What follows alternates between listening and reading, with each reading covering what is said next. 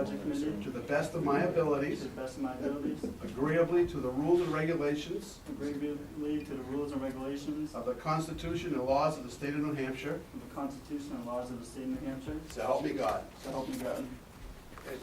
We'll have you sign these, and then Dennis will do you. And this is to Dennis Litch of 16 Spring Street in the County of Hillsborough, Town of Goffstown, New Hampshire. Whereas there is a vacancy in the office of the Budget Committee in the said town, and whereas we, the subscribers, have confidence in your ability and integrity to perform the duties of said office, we do hereby appoint you, the said Dennis Lynch, a member of the Budget Committee in said town, and upon your taking the oath of office and having this appointment and the certificate of said oath of office recorded by the town clerk, you shall have the powers to perform the duties and be subject to the liabilities of office until such person will be chosen and qualified in your stead. So it's I Dennis Lynch, do solemnly swear do solemnly swear that I will faithfully and impartially that I will faithfully and impartially discharge and perform all duties discharge and perform all duties incumbent on me as member of the Budget Committee incumbent on me as member of the Budget Committee according to the best of my abilities, according to the best of my abilities, agreeably to the rules, regulations agreeably to the rules and regulations of the Constitution and the laws of the state of New Hampshire. of the Constitution and the laws of the state of New Hampshire. So help me God. So help me God. Huh? But we should be cool. That's okay, pal. Okay. Okay, so Craig, you can stay there. And Dennis, you can come up here. We have a chair for you over here.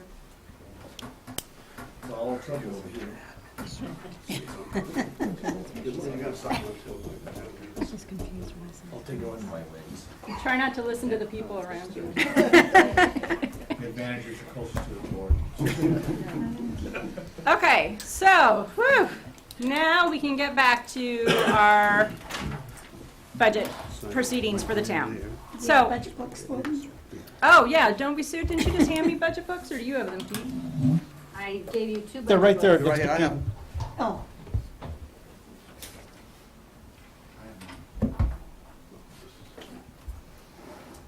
And we will get you guys all the school stuff. no, I don't think it's there right now. I don't think it's there.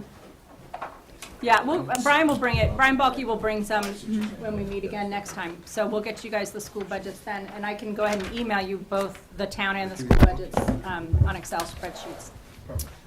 Okay, so let's start with the town overview.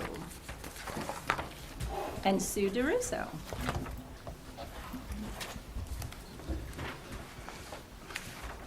Hello. And so it begins, another budget season. Yeah, no joy. Before I get started, I want to thank all of you because I know this is time away from your families and local government is so dependent upon volunteers and I thank all of you for your dedication and many of you showed up for the tours of the buildings. I know your budget process started before tonight. Thank you. I did print out the budget overview, so I'll pass those up. Do this way and this way. Sure, I kept mine here. No.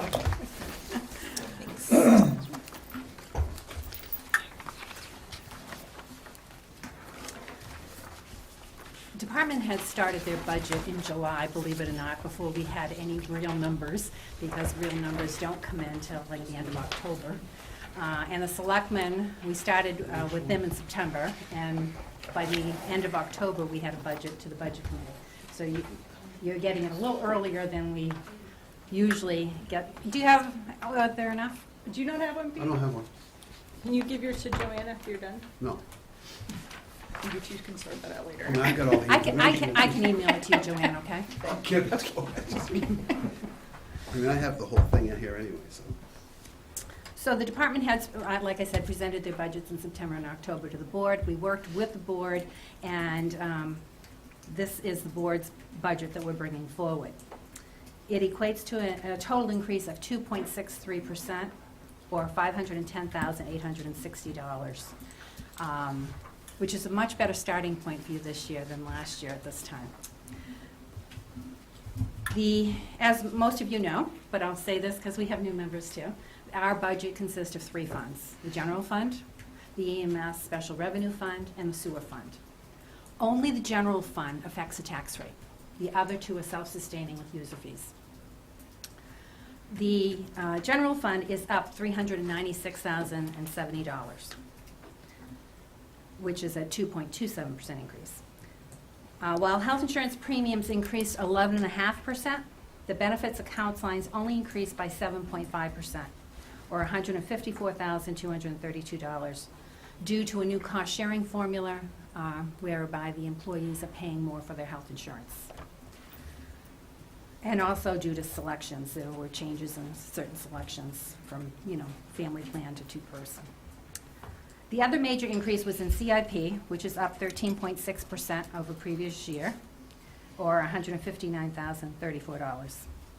These 2 major increases total $313,266, which is most of the overall increase in the general fund. I'd like to just go over the special articles. You will have presentations on the special articles later, but I'd just like to go over these because of the detail in terms of funding some of them. At this time, there are 9 special articles, and we have 2 placeholders for collective bargaining agreements. We are currently in negotiations with the fire union and the public works union. So we have dollar placeholders in there, but as you know, the second Tuesday in January is the deadline, the budget submission deadline, so we hope to conclude by then. So the first, the big article, special article, is the fire station improvements. You've probably seen over the years different versions of this. This one is just to improve Station 18 and expand it. And that would be done through a bond of $2.3 million. The estimated average annual payment on that bond is $177,265. And this is really good timing, good budget planning, because the first payment will be in 2017, and we retire 2 bonds in 2016. And those 2 bonds, those annual payments are $255,449. So we won't be creating any spike in the tax rate in 2017 when we have a $177,000 payment. Sue, can I ask you real quick, how is our overall debt? Our overall debt is very low, very, very low. Other than that, because the ARA bond is being retired for the Mass Road Drainage Project and also the first landfill one, so that just leaves a small landfill one, which was a supplemental one, which will expire in 2017. So That's it? Sewer has some, and Okay. Kathy can talk to the sewer ones. I don't have those before me. But that's about it for the general fund. Okay. And you said the bond payments that will end total 155,000? Did you say? 250. 255. 255. Yes. So it's- Yeah. Oh, Yeah, it's it's right right there, under sorry. number It's 1, right yep. there. All right. So that's pretty good budget planning, so that we're not creating a spike in the tax rate in the out years. Obviously, there's no impact the first year because you don't have your first payment until your second year. The second article is the Fire Apparatus Capital Reserve Fund. This isn't new to you. We've been stashing away money every year for that new fire trucks. Fire trucks are not cheap. And so I think there was a plan and there was a request to buy this one next year, but instead CIP said, no, let's do 1 more year of savings and then buy it the following year. So that's $225,000, and the board decided to fund that with the unassigned fund balance. Then you have Goffstown Main Street. I'm sorry, I misunderstood what you were talking about deferring it, and then now it's in. Yes, Can you and repeat that CIP. for me, please? I'm Sure, sorry. I'm sorry. The request was to purchase the fire engine next year, but through the CIP process, they said, can we put it out 1 year? So they bumped it out 1 year, 2017, and instead of purchasing it next year, they said, let's save another $225,000 towards it next year. We'll purchase it in 2017. The problem was, Pete and I were both on CIP, the problem was that they didn't quite, if they'd stuck with this amount, this 225, which is what we normally kind of try and put somewhere close to that in, they didn't quite have enough money in the fund to pay for the fire truck. So their original plan was to ask for more for this year and go ahead and buy it, and we said, no, let's put our regular amount in, And then next year you can buy it, and then you'll have more than enough. Now I understand. I wasn't sure whether they were buying it in 16 or 17. That's what I was 17. confused Right, about. so now it would be Thank you. 17. Okay. And then we have Goffstown Main Street and Crispin's House that are annually as special articles, and those are 20,000 each, and they will be in at your 2 more meetings away from this to explain that. And also Conservation Commission will have a milfoil article for 15,000. The 6th one is the SCBA's and the Jaws of Life, and those will be funded by unassigned fund balance, so there won't be an impact on the tax rate. As you recall, we had tried to get a grant, the chief had tried for a regional grant for area towns to do that. We were not successful with that grant. Then, what do we buy, Pete, the cylinders? We bought the cylinders, and now we need the rest of the apparatus. So this is Right. this isn't something that was an option, like as Elizabeth and I served on CIP. This was something that came before CIP. It's not something we really have an option, and we have to do it. So, I mean, Right. It's a serious life safety oh, yeah, issue. It is. serious.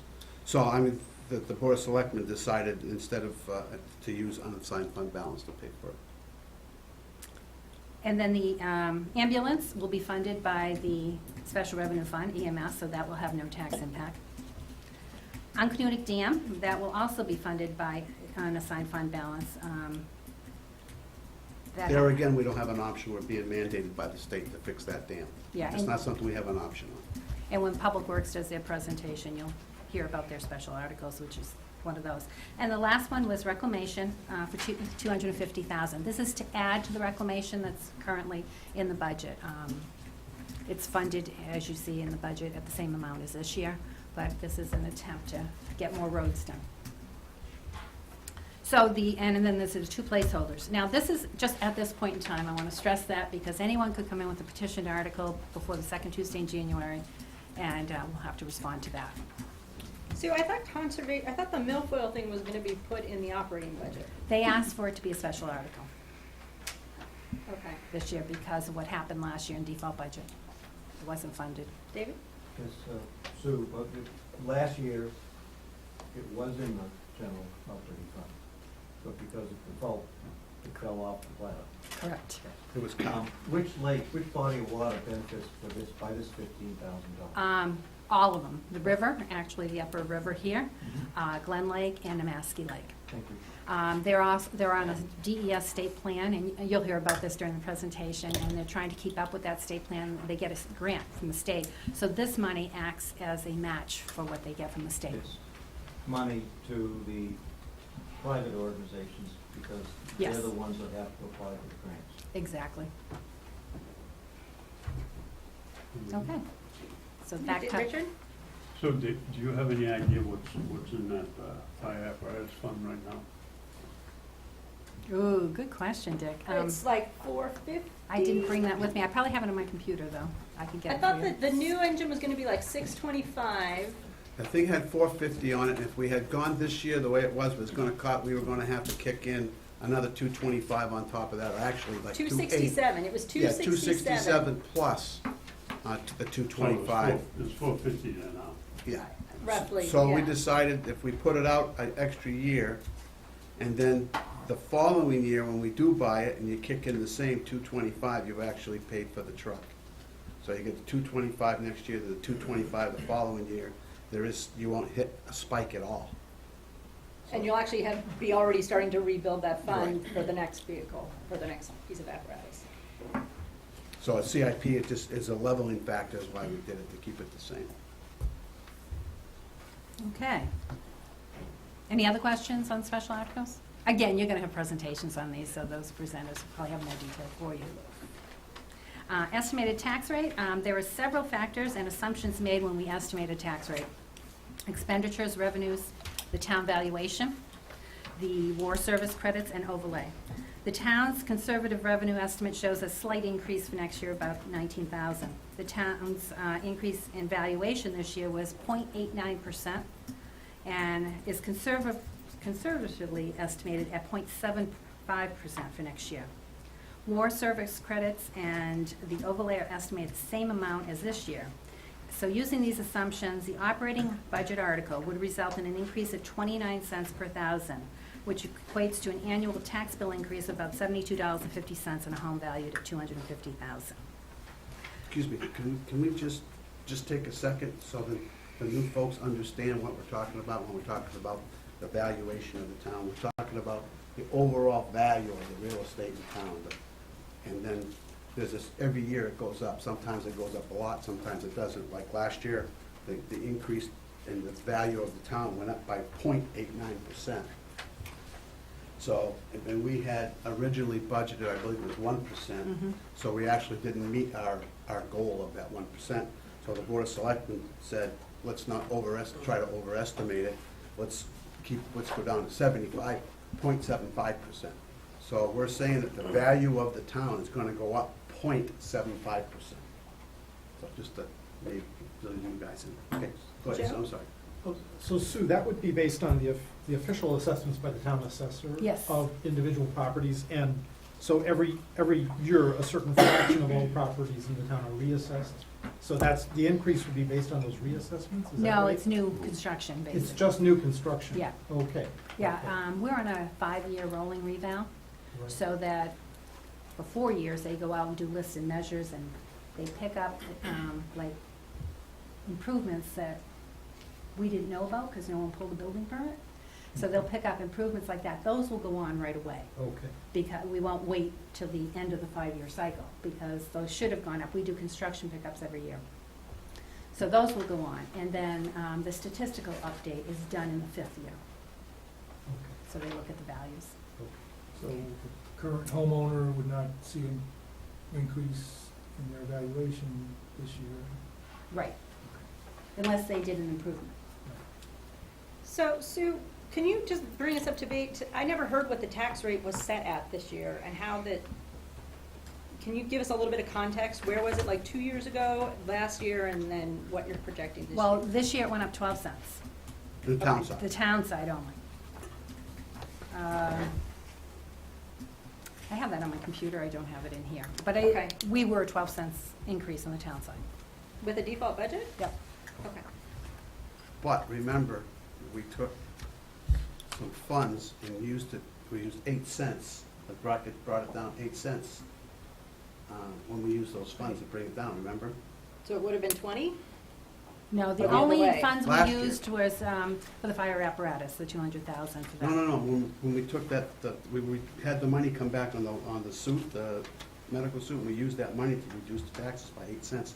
We brought it down from 27.08 to 27, if I remember right. We got it. We used 8 cents, I know it was. Okay. That was when you set the rate, that was done. Yeah. Okay, and Don't run it. just as a rule of thumb for the new budget committee members, this is very much a rule of thumb. It's not perfect. $100,000 translates into about 7 cents on the tax rate. More or less, it's In general. spending, 100,000 in spending. Yes, without offsetting revenue, 100,000 of spending is gonna increase your tax rate by about 7 cents per 1,000. So, okay.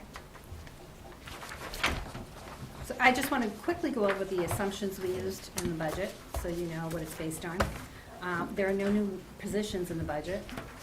The non-union, no steps are budgeted, it's only a 2% adjustment. Police and dispatch contracts are a 2% increase per the collective bargaining agreement that's intact with both of those unions. And there's no increases in there for the fire or the DPW union employees because we're in contract negotiations now. Any increases in theirs would be reflected in a special article. So are we moving away from the whole merit pay thing that the Teamsters had? Didn't the Teamsters have that in their last The contract? Teamsters had a merit, yes, and the police and dispatch, the newest contracts, they have to pass their annual evaluation to take a 2% step.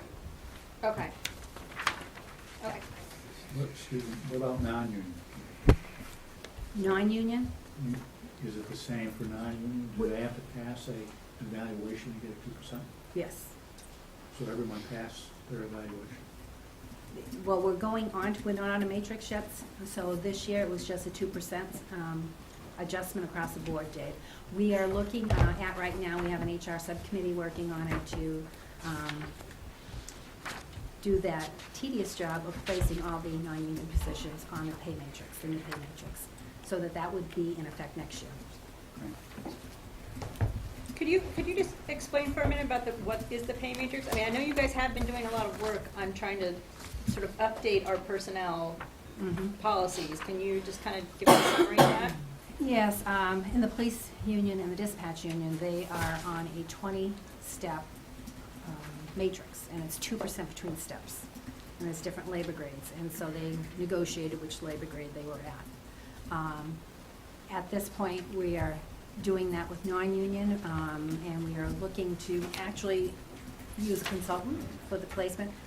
They review all the job descriptions, and they look for internal and external equity in determining where to place each position on that labor grade wise. And then we will decide which step on that labor grade. Okay, We were talking about bringing an outside source. Yes. right. Okay, what about, do positions top out? Yes. Okay, The 20-step, they top out, longevity kicks in after that. Okay, so longevity then does not get factored into their salary, it doesn't compound, right? Right. Okay, That's the one. Well, yeah, it's a one-time payment, annual payment in the first week of so December. it's like a bonus, basically, it's a yearly bonus. Yeah, it's the same for the first 2 years, once you reach that level, and then it jumps in increments, I think right now, of $390. So it's a set number, not a percentage? Right. It's a set number right now. Okay, So no matter if you're at 30,000 or 50,000, it's a certain percent, it's not a percentage, it's just a set fee. okay. So what about with health insurance? Have there been changes in the way we have structured our health insurance and how much employees contribute to their Yes. health insurance? Yes, we've offered 2 lower price plans. One is a high deductible plan, $5,000, and we offer, they just went through a name change. It's Access Blue, SOS plan, which has a $1,000, $3,000 deductible. It's not an HSA plan. We're not offering any HSAs. If anyone wants an HSA, they can go to their own financial institution and get an HSA if they're taking an HSA eligible plan. We only have one of those. Plus, we have the 2 that we're currently offering, that we've always offered, which is the Access Blue and the Blue Choice Tier 3. They all have 10, 25, 45 co-pays for prescriptions. And we are in the second year of the 3-year phase-in plan. So this is the second year of increasing the employee's contribution, and it'll be 1 more year next year, the following. Okay. While we're on health insurance, I thought last Tuesday night, we were talking about the school board, that their health insurance had gone down. And it looks like this one is going up. What am I missing here? 92% of your health insurance premium is based on experience, your group's experience. So this year, our health insurance went down 5%. Next year, our health insurance is going up 11.5%. What is driving that? Experience, claims, More claims this year are driving that? up next year. And what are we doing to not have as many claims? Beefing up our wellness program. I got my Fitbit. I paid for it though. Are we still But no, you track your activities. Yeah, And- I mean, and you there's a lot of participate good in wellness wellness. plans, Yeah. and that's terrific. Just Hold on a second. I'm just trying to figure out how we make better. Yeah. Are we still participating in that program where employees shop around for medical services? Yes. We were one of the first pilot You were a programs pilot, for that, and remember. now it's a regular program here. So you can shop, so an employee has an incentive to shop around for a routine lab test. And if they choose, and they call Compass, I think it's called Compass Shopping, you call them and say, okay, I have to have a blood test, and they will send you, if you go to the lab they recommend, then they will reimburse you a certain amount of money for doing that. So it saves them money, saves us money in our claims, and they make a little money on it. Pete, did you have something? I think last night, Tuesday night, we heard from the school that their rate went down because of Yeah. reduced incidents. Yeah. So I mean, it's, that's just the way, if they have reduced Yes, incidence, you get some years are better good, rate. and some years aren't. Right. I've got an appointment with our health insurance rep next Tuesday, and we are going over the past 3 years of experience. Not by names, because of HIPAA, but, yeah, we'll be reviewing that. You mentioned that there was two different plans out there, one with the high deductible health plan and the other one that you said was $1,300. Is that correct? Yes. I'm just concerned because you also said that they don't do the FSA or the HSA, a lot of people with the health savings account. You know, obviously the premiums for the town would be substantially different, you know, for the high deductible health plan. However, in order for it to be an incentive for anyone to use that, you know, obviously they can look at it as only catastrophic. But if they're not being held offer flexible savings accounts, they have to go through their own institutions, then you know, what incentive are they really taking of We having do- a high deductible health plan? You know, if it's not being guarded, you mentioned yourself that you had to purchase your own wellness items. Yep. You know, I just think that it might be, because obviously the premiums will be drastically different and it's smaller. And I just feel that maybe an incentive to be in them for a high deductible health plan might be a little better off, because obviously there's no incentive for going up to $5,000 deductible. They're immediately going to want to protect their family with something else, which is going to be very costly for the town. Yes. Oh, and I said we don't have an HSA, we do have FSAs, and we have the limit of $2,500 a year. So you do have that? Yes, we do. Okay. Okay? That was my concern, so that Yeah. I thought I heard earlier someone that wasn't an option, that they have to go to their own institution. and For an just keep rolling HSA, my yeah, own. for an HSA they would have to, but for an FSA we do have that. So you do have the FSA, just not the HSA. Right. You're welcome. The other concern obviously is in the, if and when the Cadillac tax ever becomes an issue in 2018, if you're offering an HSA or an FSA, that gets added to the premium cost in determining affordability. You know what the Cadillac tax is? You know what happens with the Cadillac tax? Have you heard of it? Recently, yes. Have you guys heard of the Cadillac tax? So Why don't you give us all a reminder? Well, if your plan is too good, you get penalized, it's more or less the. yes, they've established thresholds, and if your premiums are over that threshold, plus your FSA, and it doesn't matter if it's employer or employee contributions, if it's over that threshold, the amount that it's over, you're gonna get a 40% excise tax on that. The employer or the employee? It's gonna be passed on to the employer because it goes to the health insurance carrier, and they pass it on in the premium. So it's gonna be passed on to the employer unless you have language in your contracts changing that. And the It's school- significant. the It is school significant. negotiated something in their contract, I remember. We did, because, I mean, if we were at Wasn't risk, built back. the Cadillac tax would cost us close to $1 million. I think that's just frustrating, because, you know, I worked for health insurance for many years, and, you know, they're caught responsible spending, you know, there's a bigger cost there, and you're more responsible about where you're going. But what it really comes down to is someone who's not getting enough to be able to survive, and, you know, someone who's just on first tier, who hasn't gone through, you know, longevity, but they're going to be trying to pay off a third of their salary, just trying to get their children covered, and that's also concerned as well. Kind of balance between saving a ton of money, but then this wellness program that insists that we're trying to make sure that we don't really have a wellness there. And that's not always the case, especially, you know, people working in retirement and also, you know, if they have 3 or 4 small children, it's not a feasible option. So I just want to make sure that there's an fine balance between, you know, trying to save the town $100, but then in the meantime, it's costing, you know, administration so much more than that, and it's not worth it for them to continue their employment. Okay, so let's move along. Okay, so, benefit account lines. So the budget, as I said before, these budget lines for benefits represent health, dental, life and disability insurance for employees.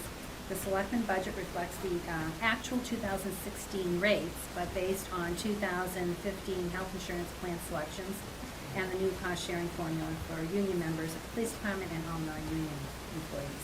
This new cost-sharing formula is the second phase of a 3-year phase to increase employees' contributions to health insurance. The workers' comp rates. The selectmen budget reflects the 2015 numbers because we're out to bid right now for a new carrier. I don't know if you realize, but Property Liability Trust is winding down and will not be writing any new property liability or workers' comp plans as of July 1st, 2016, due to the PSR decision.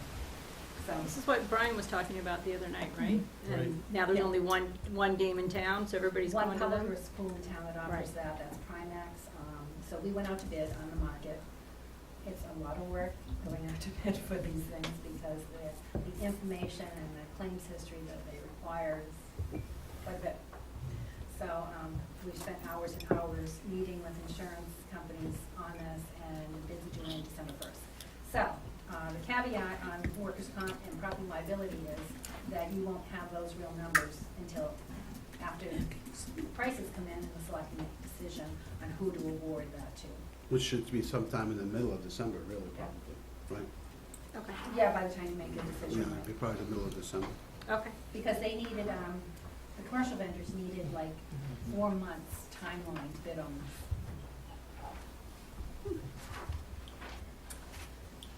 Utilities, electricity, the town's got a contract with E&H Power for the energy portion of our electric bill, and it's at .096 kilowatt, but that expires on July 1st. We anticipate an increase in the energy portion, as well as PSNH, Eversource, I should say now, distribution portion.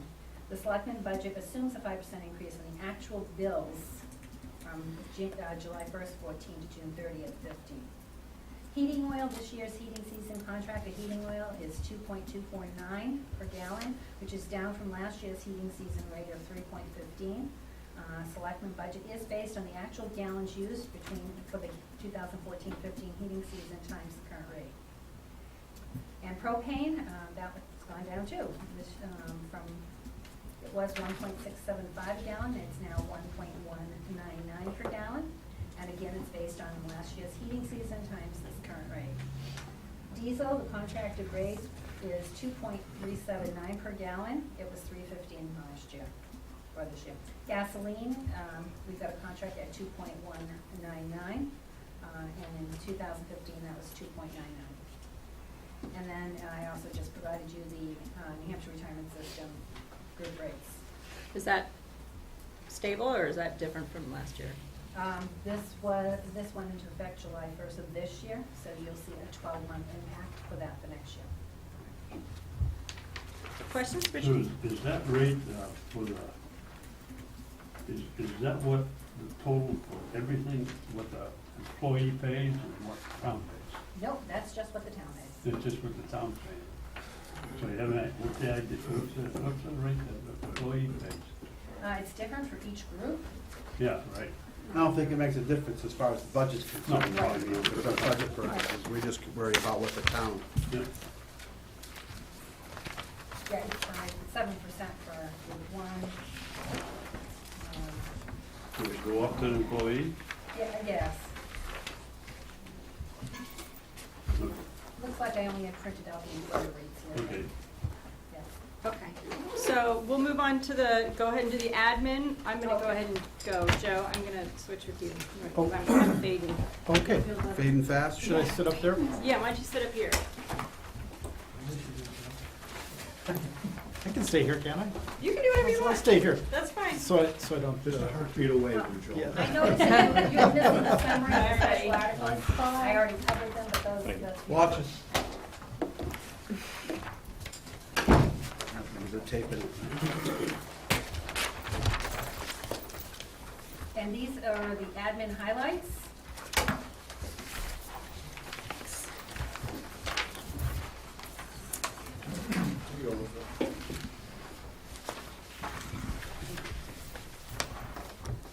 Sorry.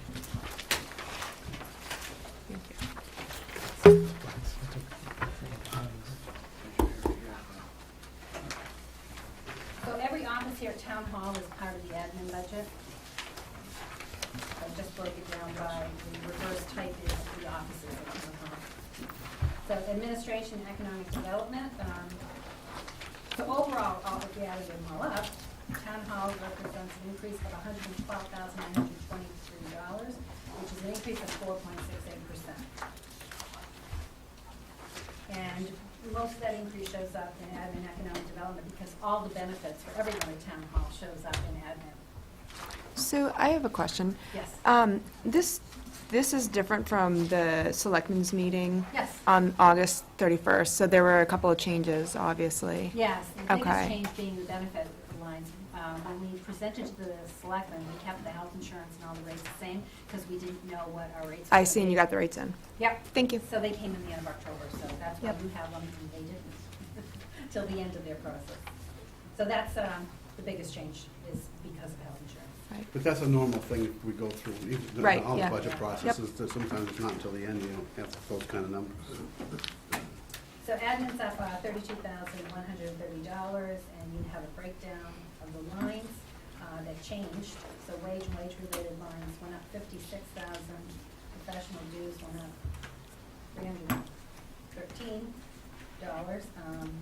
Under professional dues, the biggest dues there is the NHMA membership, which provides us a lot of services, a lot of training workshops for those of you who attended the budget and finance workshop this year. I think Angela and Mike attended. And the new people are welcome to attend next year. It's usually in the fall of every year. Very beneficial. Did you find it beneficial? Very much so, yeah. Good. There's a lot to take in though, a lot of numbers. Yeah. A good thing is free coffee. Also included in that line is the ASCAP music license for the town, Municipal Managers Association, New Hampshire dues for myself and the Assistant Town Administrator, and the New Hampshire Economic Development Association for the Assistant Town Administrator. Postage, the big cost of postage here is mailing of our voters' guides every year, so that's about $1,200 of our cost every year. We also have to pay the bulk permit fee, and then just miscellaneous administrative fees. Electricity, already discussed that, 5% increase, so that goes up $975. Propane went up slightly because of usage, not because of the price per gallon. We used more than we. And we only use propane in this building for our generator. Equipment rental, that's our copier leases for all the offices, land use, and the tax collector and administration office. Also actually, there's not a lease, we own the tax collector's copier outright, so it's just for the maintenance and supplies on hers. And also, we have a postage meter license. Facility maintenance is up $3,275, and this account line is for all required inspections and repairs needed to pass inspections, as well as all other town hall maintenance and repairs. Big increases here is $2,500 we've got in this line for purchase and installation of the ADA compliant water fountain on the second floor of town hall. And if that stays in there, then we have eliminated the spring water bottles that we have upstairs, but that's to be in compliance with building codes.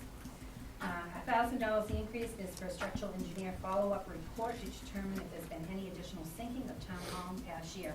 This corner, far corner of this building has sunk 1.5 inches, and we noticed it when all of a sudden one window wouldn't close and the rolling files were rolling all towards one end. So he didn't think it was significant enough to do anything at this time, but would like to come back a year and see if it's sunk anymore. We have had an engineer looking at it, though. Yes, Yeah, he and the did his engineer preliminary said that, report. let's look at it in a year from now and see if anything else has happened. Facility maintenance supplies is down $800. This reduction is, again, for, we would eliminate the purchase of spring water if the water fountains go in. Board of Selectmen contingency line. We created this contingency line when we were divvying up the default budget this year. We took some money that was left over after we cut some things, and we put it in a contingency line for the selectmen to use, and we've used it so far to widen the entrance to town hall because it was only the width of for one car. Now you can come in and someone can go out at the same time, so that has been welcomed by many users. Grassmere Town Hall. The next 7 account lines under admin that start with 13008,700. Those are for Grassmere Town Hall. And I just want to note that there's an offsetting revenue to the expenses of Grassmere Town Hall because we do rent it to Mary Lou Preschool, and they pay a percentage of the utilities as well as the rental fee. Are there any questions on admin?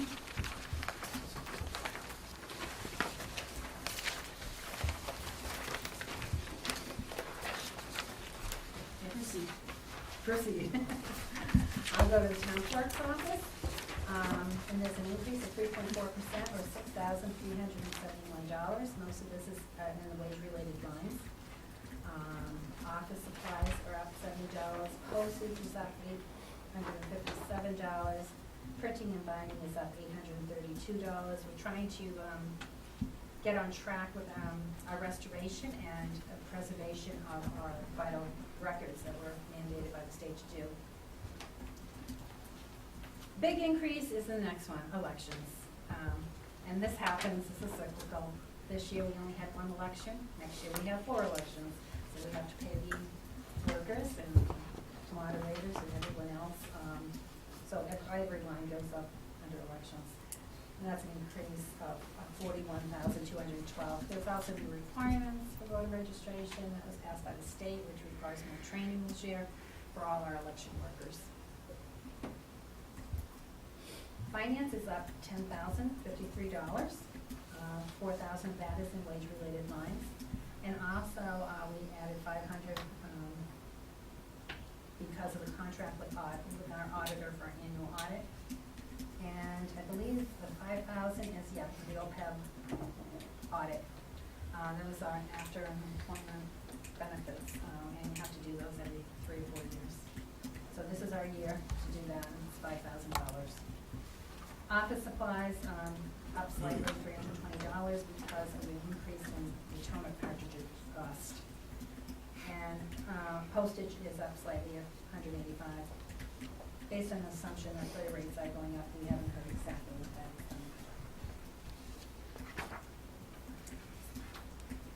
All set?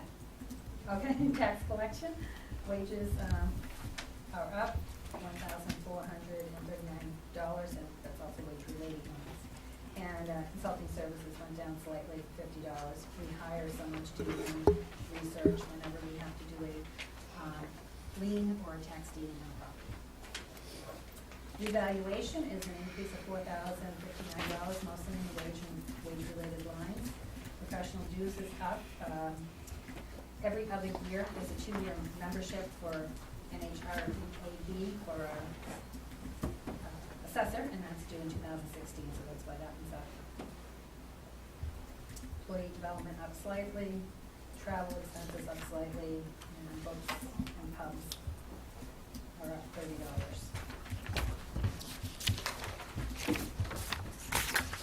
Information technology is up $14,442. $5,319 of that is in wage and wage-related lines. Professional dues is down $100. Computer software is down $36.10, and the internet phone access is up $12,834, and that is to add our own fiber connection. And if you want more information on that, I can have IT come in and explain that one. That would be great, because it's a huge increase. Yeah. Yeah, thank you. Okay. Planning and zoning, that's up $3,519. Wage-related is $3,083. Employee development is up $700. This is, employee development in this is not only for the employees, but also for the elected officials to take advantage of the conferences on land use and the workshops. Travel expenses is up $1,500 due to the APA conference this year. And for our planner to continue his AICP certification, he needs to attend that annual conference. Minute takers have been decreased based on the actuals. And postage, again, decreased to reflect activity level. Not as much rates as activity level has been low. And the Southern New Hampshire Planning Commission dues are up $36. Other general government, this is the budget committee's budget, wellness budget, who else is in the Historic District Commission, Conservation Commission. They kept their same budget as they had the previous year. Building and health is up $2,018. This is our building inspector and a health inspector, one and the same person. And again, mostly wage related, and some operating supplies because he anticipates needing new International Code Council books. And fleet maintenance was reduced 300 because we don't get new vehicles for him. He gets the offline cruisers, once they've been through the police department and been through DPW, then Mark gets it. But it was an improvement, so he doesn't anticipate much for maintenance next year. Human Services is down $2,276. What's included in here is half the salary of a full-time employee. She's also the town accountant, so her other half appears in finance. And it assumes that 2% adjustment July 1st. And she decreased direct assistance, which is the welfare assistance, by $3,000 based on actuals. And our capital improvements for next year are removing the carpets upstairs and replacing it with a maintenance-free, or low maintenance, not maintenance-free, but a low maintenance flooring. We were cited in the 2014 Department of Labor Safety Study as a tripping hazard, especially in the town clerk's office and our women's office, because the rugs put in '89 upstairs and they're all buckling and creating tripping hazards, So that was taken out from the default budget, Yeah. you lost yeah, that. that would have been something new, so that wasn't. We did do part of what they asked was up in the town clerk's office. Yes, we built up the doors, so they're higher, but we didn't put like bulletproof glass or any of that, we didn't have funding for that. So can I backtrack just for 1 second? I should have asked the question then, I apologize. But back under Human Services and Direct Assistance, that decrease of 3,000, is that, you said based on actuals, are those actuals over a period of 2 or 3 years? Or, because, I mean, to me, that's an unknown. It is an unknown, you're right, because you never know whatever the federal or state governments Yeah. will do. I You know wondered where if the it was safety- wise to cut that much. Well, she had brought it up to 45,000 when Kanye was really bad, and it's slowly improving. So Okay. she's comfortable with Okay, good. going back That's down to good. the 42,000. And she makes great use of other programs. Yeah. So other people's money before she uses taxpayer money. And our last CIP item is the Grassmere Town Hall painting/recycling. We did go out for an RFP on this recently and didn't get any responses to it. So, but then again, it's not the time of year when we respond to a painting RFP. So we will go out again to bid, but based upon our experience when we did the front of it back in 2007, we figured 50,000 will get us at least one side done. Depends on how much they have to replace of the rotted wood. Have we started looking for more revenue into that building to help offset some of these costs? Is the answer? Our HDC rep, Chairman. As soon as we can get the building up to standard so that we can offer it for rentals, then we will be, yes. But we've had a few snags this year with They're fire making alarm great progress, system and though. stuff. The fire Yes, alarm we are. system is up and running, and We the are fire getting escape there. is being worked on. Mhm. We're looking at that. But the last thing that they threw at us was the windows. We We have have the fire to, escape, right? yeah, the fire escape, so we have to change those around. But as soon as we get all these things out of the way, then we definitely will be offering it for Private people to use. I can tell you that that is a weekly discussion at the selectmen's meeting. It's on our action matrix. An action matrix that we developed that we touch a base on things that we got working at every meeting. So before we end our meetings every week, we go through our action matrix, and that is one of the subjects that's brought up every single time. And there is a commitment by the Board of Selectmen to continue to push this thing and get it done. You know, I mean, it's been dragging on long enough, and the Board of Selectmen is committed to pushing it through. And it's a commitment of the commissioners too. And nobody wants it done more than we. Yeah.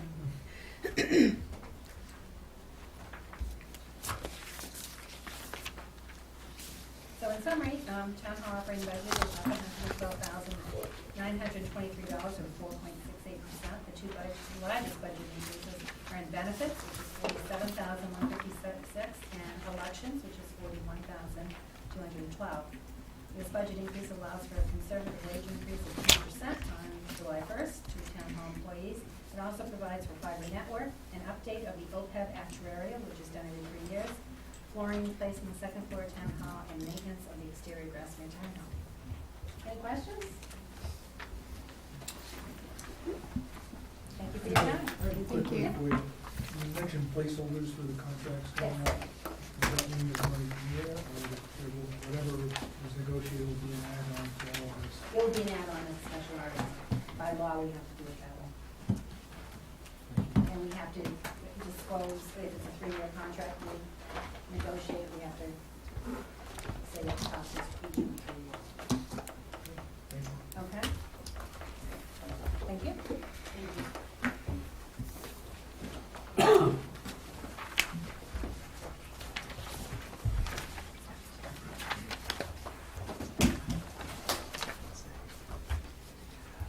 Okay, so I guess in the order here, sewer would be next. Thank you so much. Good evening, everybody. It's good to see you all again this year. My name is Kathy Hook, and I am a sewer commissioner along with Steve Green and a brand-new commissioner who is replacing Jim Bouchard. Bob Post has, I believe, his name in. First of all, I did take an opportunity before, when I got here a little bit earlier, to compare what we presented and what you have on your budgets. There is a difference, which is under the operations line, under the Manchester operations and maintenance line. At our last meeting, the sewer commissioners agreed to reduce that by $55,000. I believe your report shows that it's at $755,000. We have reduced that to $700,000. Which line is that, Kathy? Which line number? That line number is, well, it's not, 4 down on the second. Yeah, it's right below 6200. 53510, under the second, So it's 62100 is the code. Yep. On page 29 of 29. So that should be, What's the actual? that, it should actually read 700,000, not 755,000. And would that be across the board for department heads and default and selectmen? Yes. I would assume so. Okay. When it comes to the sewer budget, we don't do much with that as a board of selectmen because it's an enterprise fund. Mhm. And it doesn't affect your taxes. The only thing it really does affect is when they have a project, it affects your bond rating, and the town's still responsible for the bond. But it doesn't have. We're strictly user funded. Yeah. We are not, we receive no funding from the tax base. Yes. What are you guys expecting to spend on that line for this year, for the 2015? I'm just curious. Which line? That same line, The just for, 700,000? We're not expecting to spend that amount of money this year. However, December 9th is the intermunicipal association meeting, the annual meeting over at the Manchester treatment plant. We will be updated more as to exactly what they're looking to spend on CIP operations that are mandated by the federal government. Sure. Okay. So we're comfortable with that line. That's very similar to what we have traditionally budgeted annually on that line. But we did feel comfortable in reducing it $55,000 at this time. I do want to say that we have reviewed, the commissioners reviewed this at our last meeting. We were supposed to meet with the budget committee, I believe, like November 23rd or that week of. Our meeting is usually held the second Tuesday of the month, which was this past Tuesday. However, we postponed it until next Tuesday because our administrative assistant, Ellen, is on vacation. We, during that time, found out that you rescheduled us from the 23rd till tonight, and we felt comfortable being here tonight because we did go line by line last meeting on what you have in front of you. That was which was presented to the Board of Selectmen. And at this point, we have not officially voted it to be written in stone, but we have pretty much, we're like 99 and 9/10% there. And we did not feel that it was necessary for us at this point to ask for the scheduling to be rescheduled from tonight to another night. And based upon the fact that we are a user-funded enterprise, that it isn't relative upon tax monies for our operations, we felt very comfortable in coming to you tonight. And if there was any changes, we would certainly come back and notify you of them. And if there are any concerns that you have, I am more than willing to, of course, I must bring them to the two other commissioners for us to agree upon. I do want to just say to you, our upcoming plans for this next year, we presently have received a 30-year asset study that Hoyle Tanner, we subcontracted them to develop for us for the pump stations. We are going to be building that into a 30-year plan to maintain and keep those facilities in adequate operations because it is for public safety. We are also have contracted Hoyle Tanner. They are presently going to start to look at the accessibility fees that we are charging and see if there's any movement that can be done on those fees that would encourage commercial and industrial growth in this town. With all that being said, we are also putting together our sewer ordinance. We feel it's time to update that, so that's where monies and attentions are going to be being spent by all of us as commissioners to get a real grasp on pump station repair and accessibility fees so that we can hopefully go forward and help this community develop. Is that what's driving the increase in equipment repairs for the pump station? The main reason for the increase in the pump station repairs was there was a $75,000 CIP item that we asked, and it was really not a CIP item because it was for the repair of, it was projected for the repair of the Elm Street pump station. So we were asked, and it was suggested that we move that out of CIP into the operating budget, and that's why the increase is there. It is nothing that wasn't part of our budgetary process. It was just in a different place. So it moved out of CIP into operations.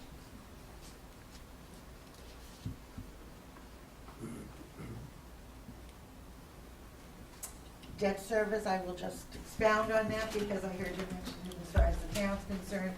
The debt service line, which is your line 52190 under the administrative part, you see the figure of 184,343. I'm proud to announce that this next year, $75,000 will be the final of that money.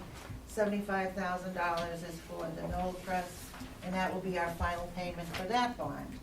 The remaining balance of that is the ARA grant, which again is a 0% interest rated grant that we got under the ARA funding, which was a $2.5 million grant, of which we assumed $1.25 million responsibility, and we were able to structure it such that we do not realize the payment of any interest again for that grant. It is strictly principal payment.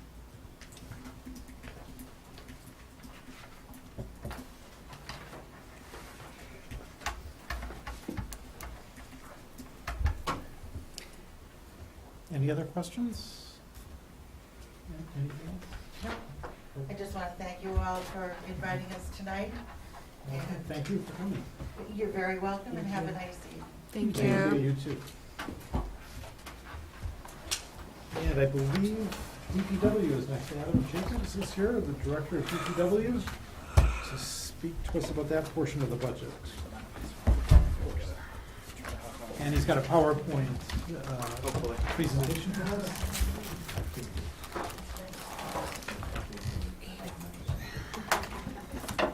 Yep. Good start, right? What's That's it. Meeting's over. Video. Huh? So what? My laptop's falling apart here, I'll blame it on you. Careful. After the meeting, I'll blame it on you. Been We've there, done that. We haven't finished with the budgets yet. Yeah. I don't know any good jokes.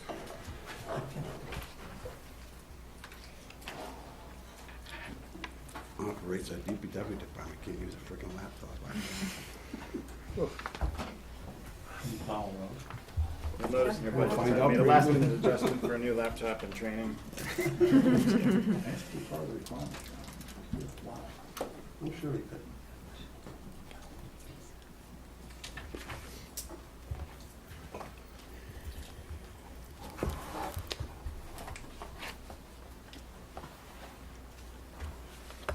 You gotta plug that in?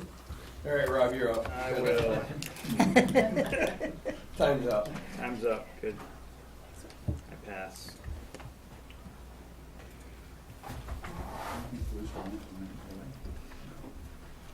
What's the schedule, Jim? Pardon? Police on time, too? All right. No, Next week. police is next week, I think. Next week, yeah. Right. Is that right? Yeah. That your Yeah. He understanding? just wanted to show us his Yeah, peer. okay. Support, support. Doesn't get all the money. Yeah, that's it. I don't know about that, Adam, there's a couple of other guys didn't show up, so what does that tell you? Right, We're the news guys, so. lack of support, right. Yeah.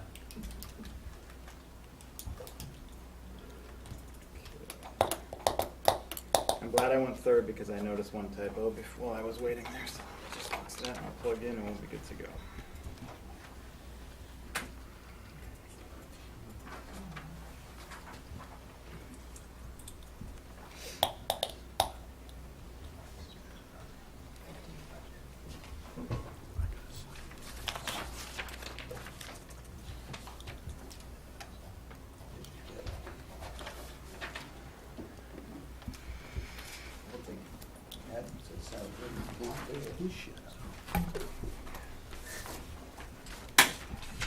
I don't know if anybody told you, but there's extra points for speed of presentation.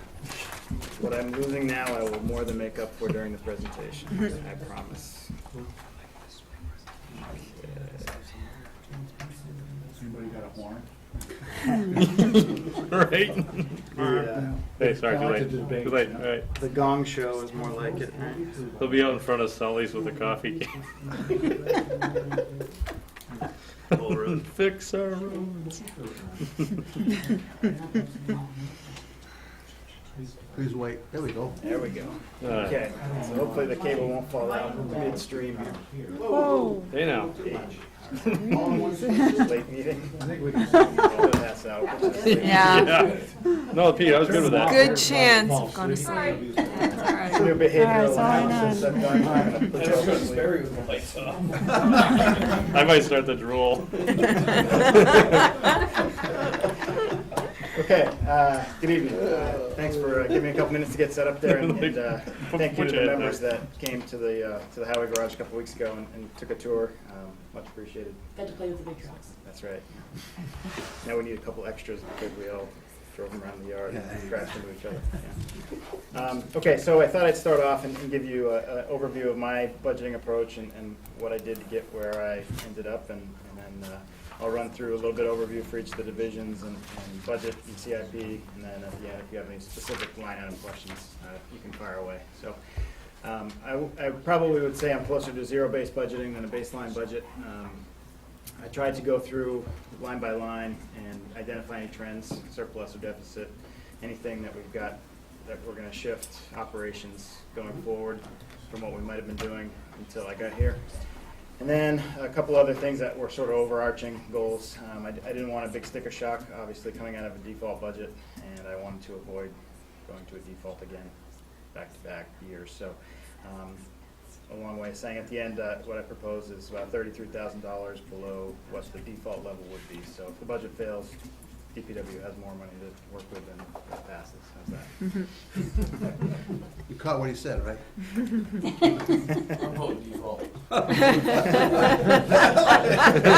right, I'm sure that will quickly be dispersed, but, okay, so here's an overview, looking at 2015 current year, which is, of course, the default budget, with what the request, and that's been modified just now to reflect Board of Selectmen proposed adjustments and the late-breaking health insurance numbers that we had.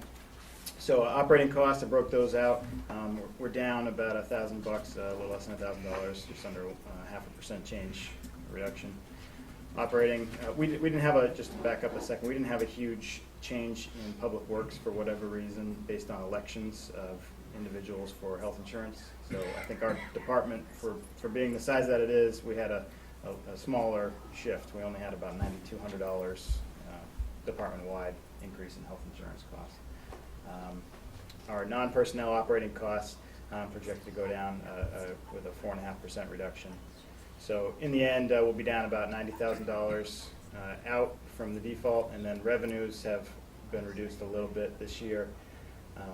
We've got some, there's a little bit of a wash. We have some increases in highway block grant funding from the state that they're going to pass through, and largely due to the gas tax that passed the year before last. But recycling revenues are also down. The recycling market as a whole is down, so the revenue that we receive mainly from steel is a little bit lower projection this year based on this current year. Anyway, net, we're at 2% reduction department-wide for our operating budget proposed. And then down in the left corner there, you see just kind of a count. 36 budget lines were increased, and I'll talk about the highlights of that.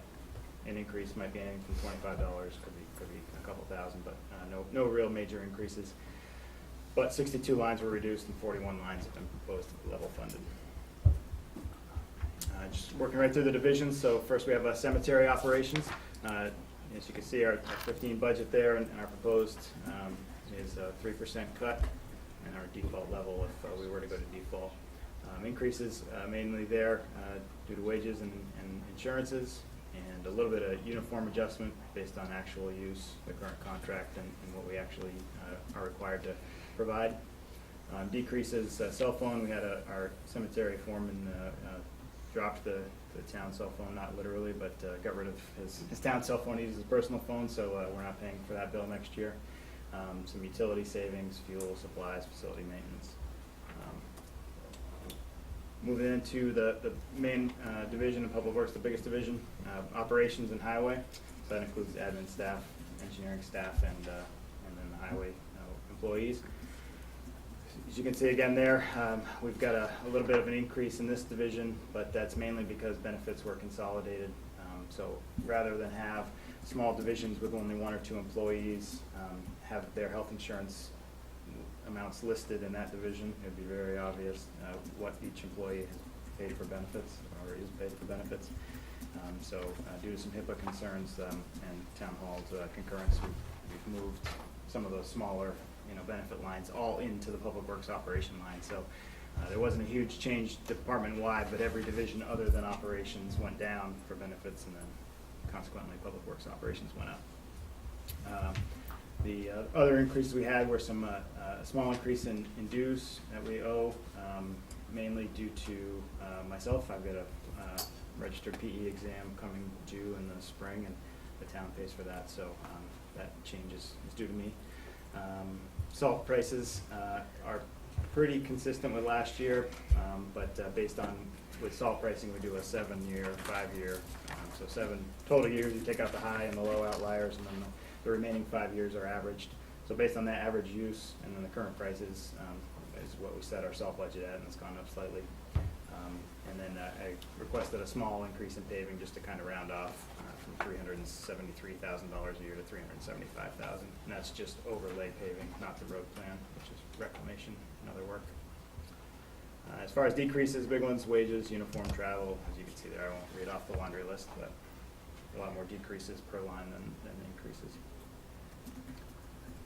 Our stormwater division, this was started a couple years ago, largely in response to the upcoming EPA and passed through to the EPA region in New England. Our MS4 permit, which is our stormwater permit, which regulates all of our discharges to rivers, lakes, streams. It's kind of been hanging over the head of municipalities in New England for the last few years, and they keep threatening to release it, and then it goes back for more comment. The latest news, about 2 months ago, they said it was going to go back for more public comment, so they still have not released the new EPA permit. When it comes, there are more requirements for sampling of our outfalls to make sure that if we have a impaired water body, that we're not contributing to that impairment. So they require sampling of all your outfalls. If you have any that are, high chlorides or high phosphorus, you're supposed to track it down and kind of decide where that's coming from. A lot of places are, fertilization near a lake, for example, can eventually get to the lake. So there's places that we're not sampling that might be contributing to that. But you want to make sure that it's something that we can account for. Just to reiterate a little bit, y'all remember last year and the year before, we talked, that we heard about, we had to hire extra people to do the sampling and stuff like that for this stormwater permitting in the MS. Are we still doing the sampling, trying to get people off the, bodies of water off the list? Right, so the state, their stock answer is that you cannot get off this impaired water bodies list until they do an official check of all these water bodies, and it's really lagging. So it's right now, water bodies that are impaired in the state are impaired based on almost 8-year-old data at this point. I think it was 2007 was the last update, refresh of that. So people have made these changes and stormwater quality improvement measures that may have taken effect. The lake might not be impaired anymore, but the state's numbers still say it is. So that's what's usually behind these resets. When they say they're going to announce the permit, a bunch of towns get together and hire lawyers, and they litigate, and then that works for kicks the can a little bit down the road. So they tweak some of the permit requirements, and then eventually they'll release. So right now, the sampling, what we're trying to do is build up a big enough body of evidence that when, if we're required to change our operations at all based on water quality in any of these bodies of water, we can give them a big backlog of data that says, hey, look, we've been sampling, we're not contributing, and oh, by the way, this water body is actually getting better over time, so maybe we shouldn't be on that list anymore. So that's the overall goal. Once you have enough, a couple of years worth of data, you can barter your way off the list is the hope. They haven't officially said that will be able to happen, but it's sort of being implied at some of these meetings that the EPA is doing roadshows right now with the upcoming permit release. But it's looking less and less onerous each time they announce it being put off. So because of that, a long way of saying I've reduced this budget by quite a bit. So the permit has been released yet and doesn't figure to be released until at least partially into the next calendar year. But more importantly, some of the initial things that they were hinting at, twice a year street sweeping on every single street, some of that stuff is going away. So I think based on what we're actually spending on sampling, I was comfortable bringing this budget way down. So I proposed a 25% cut. If the permit hits and we find ourselves by this time next year spending a lot, maybe we'll see a little increase in this division, but right now it doesn't look like we'll need to. Fleet operations, so we maintain the town fleet, police, fire, public works vehicles.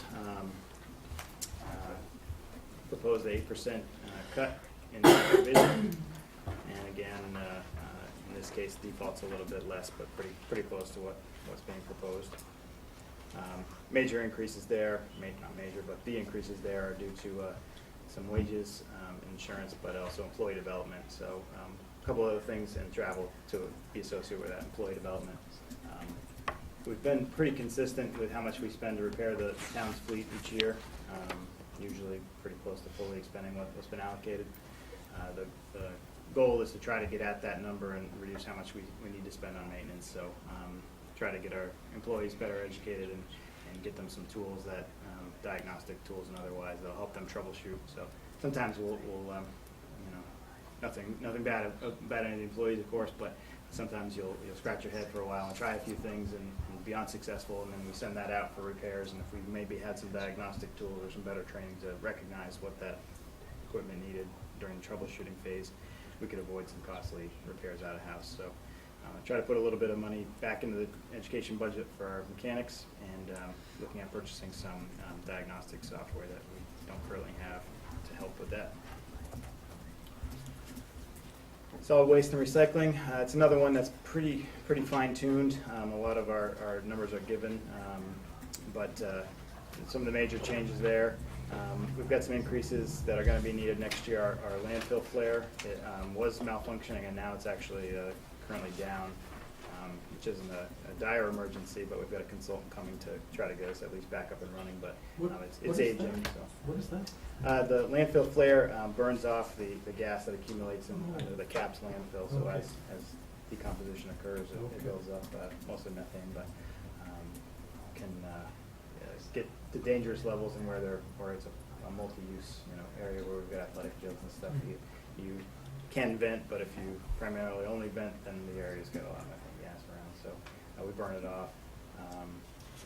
We do have, if the town wanted to look at it down the road, I'm sure it's been looked at before, but they do have ways that you can generate a little bit of electricity and offset some of those costs.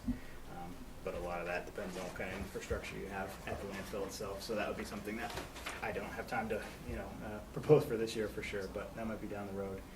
But we do need some maintenance on the flare in the short term to get it back up and running, but in the long term, some of our recording, the actual flare itself has computers associated with it and recording devices that are intermittent and not working in most cases. So we've got to get that back up so we can actually track what's going on with the flare. That's checked every day. Single stream. So the flare is under both the consulting service line and the equipment maintenance line? Mainly under consulting, just because it's nothing we have any expertise in how to fix. So that's the bump on So when, consulting. yeah, so when you have to, once you repair it, it wouldn't be under, it's just you're consulting with someone and then you'll repair it next year, or what's? It will be, the idea is what we've bumped up consulting for will cover the Gotcha. consultant and his cost to And repair, okay. whatever we pay out. Cool. Probably could have bumped it up in the, half and half, but I just put it all in consulting in. Sure. On the equipment maintenance end of things, we've got some compactor maintenance that's coming due at the transfer station itself. It has to be done. And then single stream recycling. Right now, we pay about $16 a ton to have our single stream disposed of.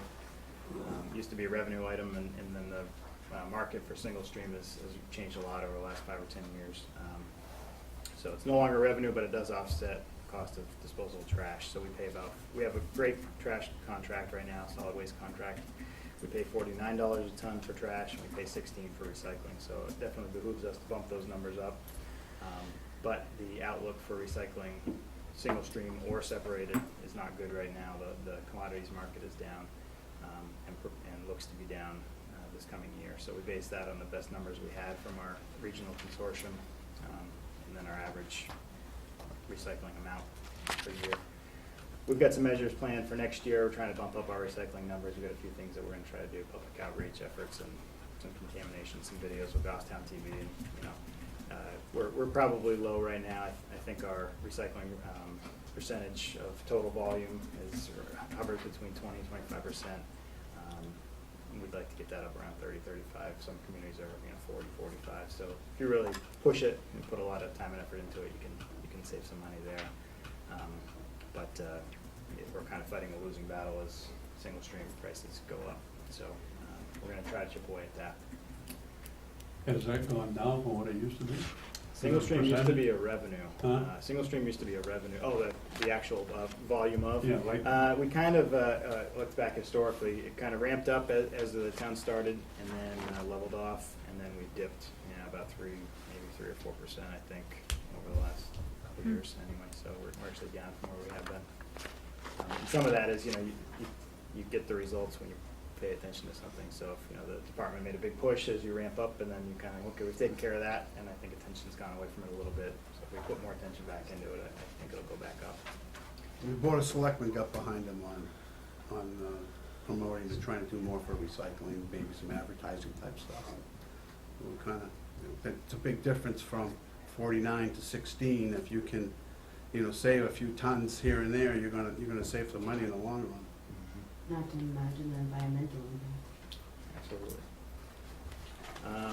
Big decreases in solid waste. We've got a decent brush grinding vendor that we found that we can actually give them some of the chips that we receive from Asplund and other logging companies around as they do roadside brush cleanup. We tell them they can bring their wood chips to the garage. We use that as a bulking agent, so we add the chips to the brush that we have the vendor grind, and they actually give us a better rate because of that. It's easier, and they end up with a better product when they're done. So something that would be a cast off is actually offsetting some cost of grind brush. Bulky waste costs, municipal solid waste costs have gone up, or gone down, I'm sorry, based on actual volume. Overall, the town's throwing away less material, usually a sign of lower development, of course, especially with the bulky waste. So we'll keep our eyes on that. And then utilities and fuel have also gone down, as Sue mentioned. And I should go back. Fuel and utilities for public works is a big item. So diesel, especially for both operations and for solid waste, we're the biggest consumers in the town. So when we get a good diesel contract like we have right now, it's quite a big savings for us. The thing that we did that was a little differently from some of the other departments is because we're such a heavy relier and such a heavy user of diesel, I was a little uncomfortable with the contract that expires in June, using the current contract price because it's so low for the entire 12 months, so I hedged a little bit. So the number that I put in for diesel is based on 6 months at the current contract rate, and then I assumed worst case scenario, diesel might go up $1 a gallon in June. So it's actually 6 months at $1 a gallon more than we have contracted now, and 6 months of the current contract. So if somebody's feeling like a gambling person and they want to trim a little bit more from the solid waste and operations budget, they could probably go to the current contract for 12 months and just hope that we can extend that as a town. But I won't put that on Sue. I don't want to be 50,000 in the hole because we estimated it wrong. And then utilities, a big drop in the upcoming year proposed for operations division is streetlights. So all our town streetlights that are town-owned anyway are paid out of the highway operations budget and public works. And we've proposed a LED conversion that I think can be affected either right at the beginning of the new year or just after. And that should save us about $40,000 a year in electricity costs. The PSNH or Eversource has some pretty good rebates for fixtures, and that's about a $50,000 lump sum rebate amount that we could realize, which would make a net project cost of almost $100,000 to convert all the streetlights in town. We've got about 475 streetlights. So right now, the board's given me authorization to negotiate with the vendor that we had used to do some preliminary audit this year, and hopefully get a contract together here that can allow purchase and installation of the new streetlights in early January. And the numbers we saw at the Board of Selectmen was a payback in about 2.3 years. And over a 20-year period of almost $900,000 savings. It's a big deal. So it's almost like a no-brainer. I mean, Most of the streetlights that we have now are nominally 50-watt fixtures. They really consume 58 watts, but GE has just announced in the last month or so a 14-watt bulb that's a 50-watt equivalent. So it's really crazy how much it's changed just in the last couple of years.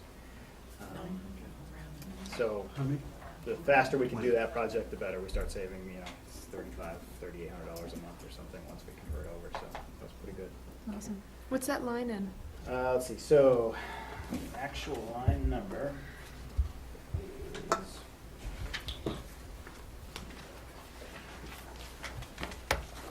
it's under the operations 3111, and it's 60030.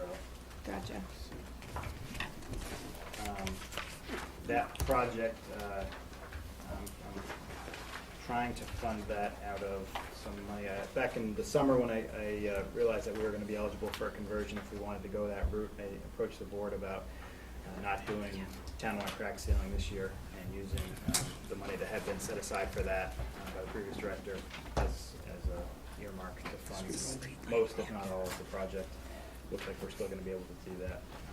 So we've got some discussions whether or not we want to use the general fund to pay a portion of, and then allow the general fund to be reimbursed by the rebates, or how I want to work that. But pretty confident that the project will be able to be funded out of 2015 dollars, and we'll just start saving next year. You won't even see it in next year's budget, hopefully.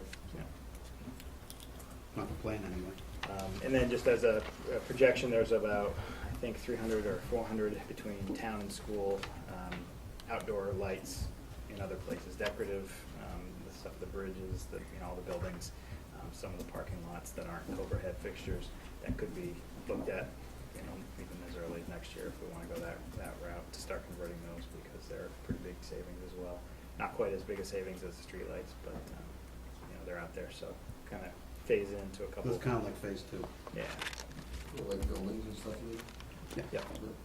Outdoor, it's all outdoor stuff. It's all outdoor? Yep. It was too big a nut to crack and try to get it done before the current year with $2015, because every building has 2 or 3 different types of outdoor fixtures. Some of them are LED because they're newer, some are not. And, with different billing and all that, it was it's just not something we could. Get the big hitter out of the way, then we can play with the smaller ones at a later date. With that LED contract or conversion, the one thing I should mention is that PSNH for the rebates, they have a go, no-go test that they have to look at a cost-benefit analysis. This one's pretty much a no-brainer, but until that's actually done, it's not going to be a done deal. So they're reviewing right now the numbers that were submitted by the. When I did my building, that's seen that map, do a lot, but it was, we got like $90 per light, 105 when I was buying. It was kind of a no-brainer. That's the great. Cost savings was crazy. They're extending the 2015 rebate levels, which was $100 a fixture. And I think for the Cobra heads, the vendor, the estimate they had was $311 for the fixture plus the swap out labor. So about a third of the cost is going to be rebated. Moving on from operation budget to capital improvement plan that we've got. Can I for just this ask you a year. quick question? Yeah, line 45,930, recycling removal. I don't know if you spoke to it, I apologize if you did. Looks like it just about doubled against what was budgeted last year. And I can see clearly it's overexpended. I'm just curious to know what. What line was that, Diane? I'm sorry. It's recycling removal, 45930, Page 18. 18, Okay. So that. just third down. So that is that's our single stream cost. So as single stream rates fluctuate, and they're pretty much just ramping up now year to year. Okay. So, that budget was put together with average recycling levels at the rate that they had at the time, and then reevaluated this year with the current rates with our historical averages. That's Okay. That's where we're going to be. Thank you. David, do we receive recycling from any other municipality? Do we pay the freight? No bulk recycling, but we do allow household hazardous waste from other towns. So if some towns don't offer it, a lot of towns don't offer it daily. They do the regional planning commissions do like a quarterly household hazardous waste day, and it kind of rotates around different places. But Because somebody on your staff has to be certified to receive hazardous waste, and not all communities are able to do that. right. So we receive, and we do get a little bit of revenue from that, because whatever we charge them, their town usually will rebate the homeowner, whatever we bill them for some of these items that they drop off. But it's not a huge revenue driver, it's pretty much so. The thing that could change with our recycling removal, there's a handful of things that can look at. And right now we pack all our own, and we haul it ourselves to the facility in Billerica. There are companies that will contract to set up their operation at your facility, so we would still have our curbside drivers, or even if we want to really explore all options, which is probably what we'll do here as we kind of gear up next year, is you bring the curbside to your facility, and then you have a company there that once it's packed, they haul it, and they give you a different rate. So the question there is how much you have to pay each truckload, and what you save on gas of your own? Does it offset and that sort of thing? So right now, it's sort of it's an unknown, so a lot of bidding that's happening is not very favorable. So bigger cities are having a hard time trying to find somebody to pick up their recycling or the municipal solid waste. They're coming off a 10-year contract, which was locked in at great rates, and as those expire, it's quite a shock. Our solid waste contract is expiring in April 2017, so we'll be in that situation next year. I'll be bringing you my proposal for what we're going to do with solid waste starting in In that contract, I remember right, we got a favorable rate if we took it up to Bethlehem. That's right. Versus Allentown. We had the opportunity, we could have taken it to Allenstown or to, and at that time, the receiver gave us a really good deal if we truck it up there. Right, we save about $10 a ton on the disposal if we bring it all the way to Bethlehem. And that's kind of a offshoot of what had happened. We used to haul solid waste to Maine, and then when that plant closed, they had to offer us the same rate to keep the contract valid. So we kind of made out on that deal. So when people hear what we're paying, they're pretty excited. Other towns paying about $65, I think, is the current last bid I saw. So to pay only $49 is pretty good. But in a year, we'll be talking about what our plan's going to be for going forward. Hopefully, we've solved our recycling problem before then. We'll be at 60% recycling. We'll be all set. Yeah, okay. Okay, CIP. So first off, vehicles. My general plan with vehicles, you might remember last year there was a proposal to generate a capital reserve fund for vehicles. I think it was $880,000 to establish a capital reserve fund, and then pump up vehicle replacements. Of course, that didn't happen with the default, so the default amount for vehicles and equipment was $433,000 this year. Back to the theory of trying to make as few ripples as possible coming out of default, I try to keep our number for next year pretty close.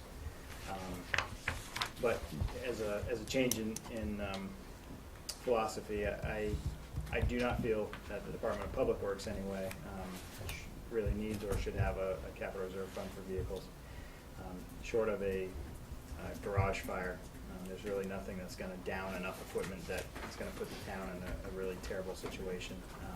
If we lose a ladder truck or two ladder trucks because you've got one for maintenance and the other one crashes, that's a big deal. So there are some, police cars, same thing. You put yourself in a tough situation with the public safety end of things. Public Works, we can kind of absorb a few more hits before we're in an emergency. So, and you can, if you want to pay for it, there are places that you can pay for plowing if you had to fill in a stopgap, that kind of thing. So, short of a garage fire, I don't think we need a capital reserve fund. And to kind of prove that out, I took out as part of the CIP process, a 20-year extension, and I just started plugging in numbers. And if we extend our replacement schedules by a year or two here and there, coupled with purchasing used equipment whenever possible, it's possible to just keep it pay as you go and continue right on. So as you look at, I don't know if you've got this CIP, probably not with you. CIP for our department, up a little bit each year for vehicles and equipment, but not terrible. I think it's like 550, 600,000 in year 6. So it's a little bit each year up, but it's not much. Tab 7? Mhm. CIP. Okay. Project-wise, another big change from the proposal to the actual for this year. Of course, with the default, big proposal last year was to put over $2 million, I think it was 2.3 maybe, into the road plan, additional funding to play some catch-up. Of course, budget failed, so we had $571,000 for projects left, and that included reclamation line. So I proposed an increase there in the projects, and that's we've got some bridge work that we had design money for this year. That the construction would be next year on the River Station Bridge, and this is just the overview. So I'll flip through. We'll get to the actual slides and talk about it. So back to the vehicles and equipment line. Just a slide for each of the items that's on there. We've got some roll-off containers, 3 total. One of them was replaced this year, and we have 2 more that that are in pretty rough shape that need to get replaced in next year, in 2016. Sidewall issues mainly at the base of each of the sidewalls. You can kind of see it. They're pretty well rusted at the bottom. That lower picture, that's a hole that you see in the corner there. So most of the structural supports as they meet the base of these things is gone. So as they get loaded, the sides flex out, and kind of actually scary. A little duct tape. A little duct tape. So it's a total for the two of $25,000, but because it's individually they'd be less than the requirement to get on the CIP, but we put them together as a project to finish it off. We've got a 2001 Caterpillar backhoe, frame and cab, pretty well corroded, pretty harsh conditions. So these get used year round. One at the transfer station, one in the mill and fill crew, and then in the winter snow removal and parking lot snow removal as well. The idea now is we've been renting a rubber-tired excavator for the road plan work. The plan now is to replace a backhoe with a used rubber-tired excavator that we've been renting because the vendor's willing to give us a credit for the money that we will have spent over this next or this 12-month period anyway towards purchase of it. So kind of goes with that. Purchase of used equipment, you save a bunch of money right off the top there. And then in this case, it's about a wash between the price of a new backhoe and this. What would be left is $135,000 in the CIP. So for about the same price as a new backhoe, we can get a slightly used excavator, and we know who's been using it. And it's a lot more functional. So an excavator can allow a lot more road work than a backhoe can. If anybody's ever used a backhoe, they know the limitations of. Which in turn would allow us to then, if we have to rent a piece of equipment, we could rent a smaller, like a Bobcat to go with a mill and fill crew. They don't need a backhoe. It's kind of oversized for what it's been used for. So if we kick down now, instead of renting an expensive piece of equipment, the excavator, we buy it. Now the thing that we're actually renting is smaller. Because we had a new backhoe last year, right? That's just in solid waste, right? Solid waste, yeah.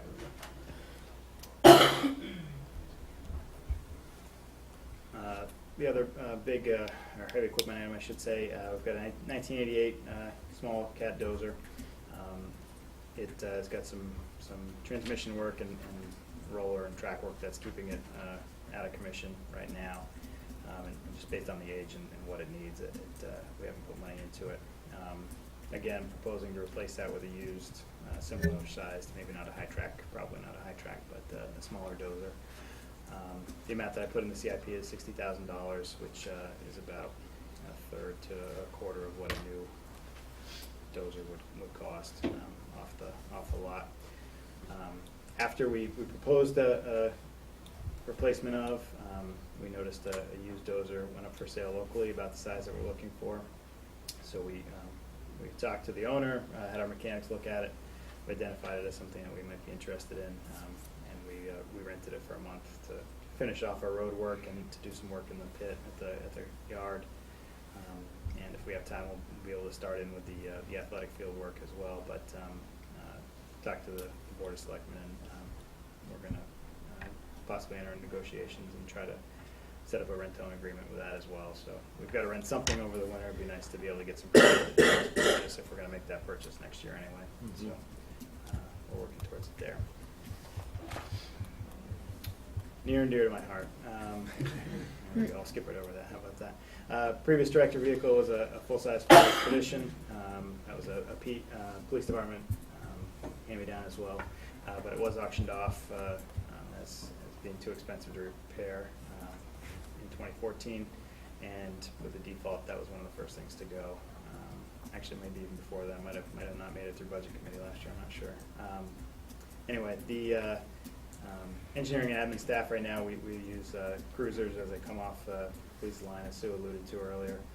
So they come and they go. We don't put a whole lot of money into them. They have such high mileage and hours by the time that we see them. For our purposes, they usually work. But the idea here would be, again, get something used, save on that first depreciation, and then have something that could be hung on to by the department for quite a while without putting out a lot of money. We've got a 2004 F550 dump truck. I'd like to replace that with a crew cab, a little bit more efficient with our vehicle usage, get maybe the whole crew in one vehicle if we can help it. If you've got a, four-man crew, you can get them all in one truck instead of two when they do a job.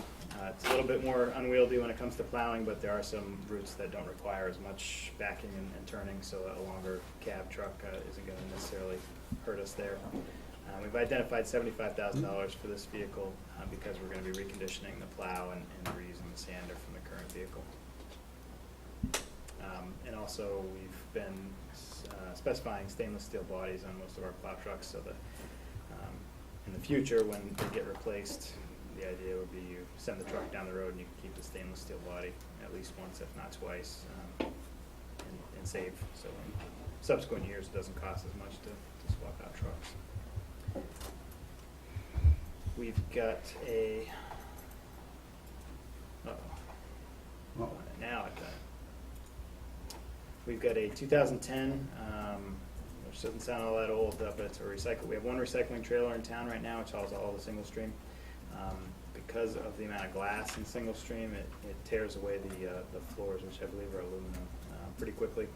So it's actually, this bottom picture, it's full almost all the time because we only have one. So as soon as it gets back from hauling a load, it usually pulls right back up to start getting filled again. This picture from below shows actual debris from the single stream coming through the floor, the holes in the floor of the trailer. We've got some preliminary cost estimates of about $35,000 to get the floor replaced in one of these. They cost, I think, $85,000 for a new trailer altogether, but you can get the floor reconditioned for that price, if not a little less. We have, right now, we've got 4 trash trailers. One of them is offline, and it won't be put back in service. So the idea is when we replace that, we take another out of the heavy rotation and create a second recycling trailer. So that'll allow us to fill one while the other is on the road. It'll also extend the lifetime of the floors on these.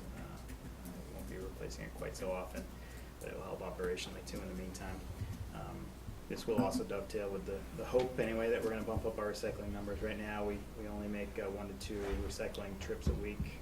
We make 4 to 5 trash trips a week. So if we bump up our recycling a little bit, it's going to start to turn into 2 to 3 trips a week, and you'll be more often than not having nowhere to put recycling as the trailer's gone. So a little bit of thinking ahead, but more for the current situation where we only have the one trailer. Something that wasn't on the CIP before this year were equipment trailers. We have a number of them, and just wasn't sure where to capture that. But I thought the CIP is a good place to kind of say, hey, we've got these things. They get registered, they get license plates, so they kind of qualify under the CIP rules to be considered vehicles. And they have a lot of them are pretty old.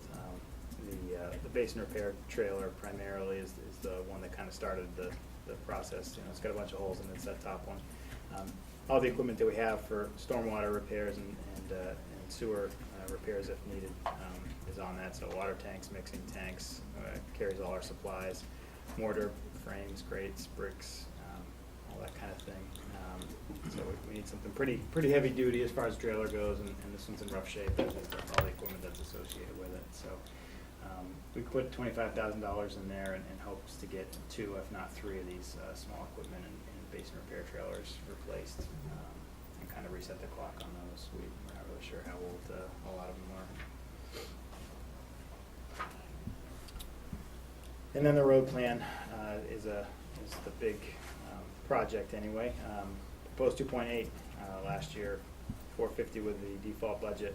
I propose a slight increase this first year, a good size increase, I should say. $225,000 was proposed, and in subsequent years in the CIP, it went up about $150,000, with a goal to try to get to $1.5 million for reclamation in the road plan by 2021, which is the end of the CIP projection. The board, selectmen decided to make some adjustments. We were kind of brainstorming and trying to get a way to get our default and our proposed budgets closer together. So one of the things I proposed and they agree was to take that addition, that $225,000 out of the proposal and keep it at the current level and generate a special article. They were generous and gave me another $25,000 on top of that. So we've got the current proposal is a $450,000 level fund for the road plan and the budget. And then they're proposing a special article which will come out of unassigned fund balance of $250,000 if the town wishes. So good way for the townspeople to kind of speak up if they want to get a little bit more paving done this year and road work done. That $450,000, if it's done primarily as a town, as general contractor, that can do 1.5 to 2.5 maybe miles of reclaim and drainage work.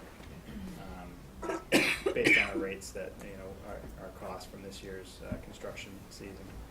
We've got 130 centerline miles in town, so you can see even that much money sounds like a lot. Gets you a 60 to 70 year return on getting back to the road again. I'm sorry, did you say 60 to 70? Yeah. Okay. So if we're knocking out 1.5 to 2 a year, and we've got 130 of them to do. Just one thing, I don't believe the 250 is out of unreserved fund balance. That's going to be standalone special article. That's right. I'm sorry. Yep. The dam is on. It's not coming on Yep. unreserved fund balance. So, it's either go or no go on a special article. Yep, I apologize. Again, the goal is to get up to $1.5 million in 2021, which will cut down that return time quite a bit on some of our roads. Right now, we're actively working to get up to a 10-year road plan, which will allow better transparency about what we're doing and plan to do, but also the goal is to get around the table with all the utilities and different stakeholders that have work that they want to do, sewer being one of the main ones, to try to better align what we're doing. So 2 years after you pave, we don't have somebody that wants to come in and install a new gas line, or they do it and we pave 2 years later when we should have done it all at once if possible. So we're going to hold a stakeholders meeting in a couple months with everybody that we can think of that would be interested to get together and say, hey, this is our plan, what's your plan? Let's try to meld those two if we can. As far as 2016 goes, top priorities right now are Blackbrook Phase 2. We started with a Phase 1 this year from Cinnamon to Terrell Hill. Phase 2 will be from Terrell Hill to East Dunbarton Road. College Road from Mast to St. A's, and that would include a sidewalk. And South Mast from the roundabout to Park Lane, the back entrance to the high school. That would also include a sidewalk.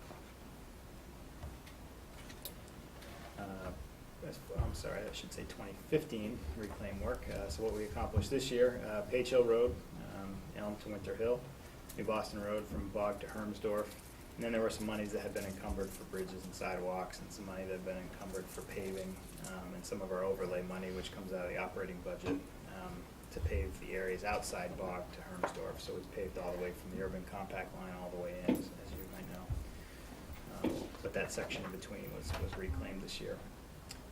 We also were able to do 2 projects that had originally been taken out of the schedule for budgetary and time concerns, and we were able, for a few reasons anyway, asphalt prices being one of them, and we saved some money on Wallace Road.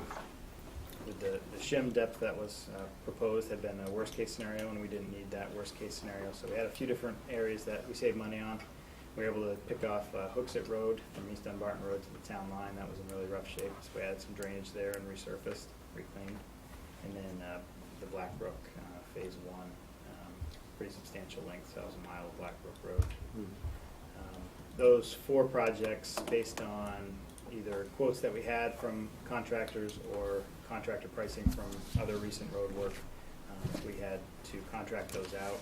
But we still wanted to do it, it would have cost the town an additional $1.3 million on top of what we already spent in the budget. So a lot of what we have is sunk cost for labor, of course, so it's a matter of priorities and what we put our forces towards, but we do save quite a bit of money when we can do the work ourselves.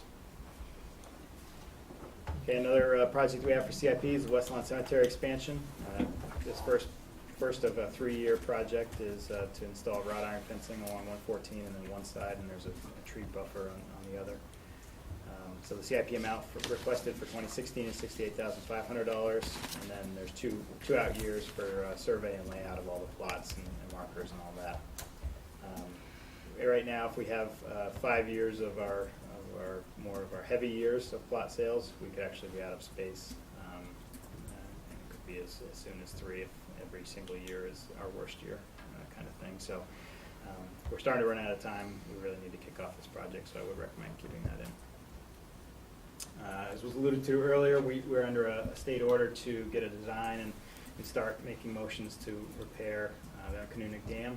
It was upgraded to a high hazard dam because that house you see is actually right below where the dam embankment is. So if the dam were to let go, the house would be gone, and they consider that a obvious loss of life possibility. So with the upgraded hazard class, it gets higher inspections and higher requirements as far as the storms that it needs to be able to withstand. And it's starting to topple. You can sort of see the dam itself. That's the top of the concrete wall. You can see it's tilting towards the house, and it's weeping pretty substantially. So the permitting right now that we do to replace or repair a dam is in progress. That's almost completed, with repairs to take place next year. This has been proposed as a unassigned fund balance special article, so it would have no impact to the tax rate. There was some concern at the board level whether or not the special article were to fail, if we could do it. No means no, so if the article fails, we would not be able to do this work next year. But the two reasons we decided to keep it, they decided to keep it as such, were that there was no tax impact because of the unassigned fund balance use, and also the State Dam Bureau, so they understand municipal budgeting, and if it were to fail, they wouldn't come down on us with any kind of penalties. So our order right now is really get the design firm in place and start with the design. So we'll actually be a little bit ahead of schedule if this continues on. But obviously, it's recommended that we take care of it sooner rather than later based on the hazard. In your quickness, you said something about the house is gone. Did you mean that house is we're gonna buy the house and remove it? No. Or you said, If the dam fails, that house will be taken out with it, with the rush of water that comes through. yeah, you get the context. Gotcha. As part of the project, however, that deck that you see on the left side of the house has to be removed because it's actually anchored into the embankment of the dam. Okay, so we have one bridge that survived through the CIP and the board process, and that's Parker Station. So this is an old Jack Arch bridge, fairly strong set of bridges. It's 2 pictures, it's kind of hard to see what's going on. The upper picture is a view from below at some of the Jack Arches, but you can see some